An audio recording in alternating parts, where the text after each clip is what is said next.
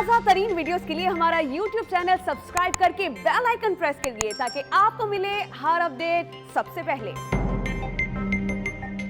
कराची की एहतसाब अदालत ने अदम शवाहिद की बिना पर साबिक chairman steel mill Moin Aftab Sheikh और डायरेक्टर कमर्शियल समीन असगर समेत 17 मुलजिमान को बरी कर दिया है। इसी पर बात करेंगे डॉन न्यूज के नुमाइंदे शफी बलोच से। शफी, बताइएगा समाअत के दौरान क्या कार्रवाई हुई है?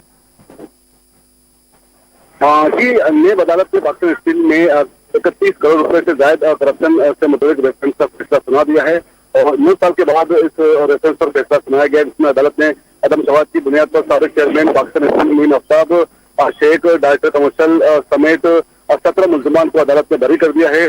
चूंकि नेब की जानिब से, नेब इस्तग़ासा की जानिब से दावा किया गया था कि मुलजमान के खिलाफ तो सवाल मौजूद है और मुख्तलिफ इंक्वायरीज भी मुलजमान के खिलाफ चली, जिसके मुताबिक मुलजमान ने जो है वो पाकिस्तान स्टील को कौमी खजाने पर रुपए का नुकसान पहुंचाया, लेकिन वकला सफाई की जानिब से अदालत को बताया गया था कि मुलजमान के खिलाफ कोई तो सवाल जमा नहीं किए जा सके, जिस पर अदालत से मुलजमान की दरियात की इस्तदा की गई थी। अदालत ने आज सेक्शन के बयान सुनने के बाद और सवाल का जायजा लेने के बाद रेफरेंस का फैसला सुनाते हुए मुलजमान को रेफरेंस से बरी कर दिया है। जी शफी बलोच, आपका बहुत शुक्रिया तफसीलात के लिए।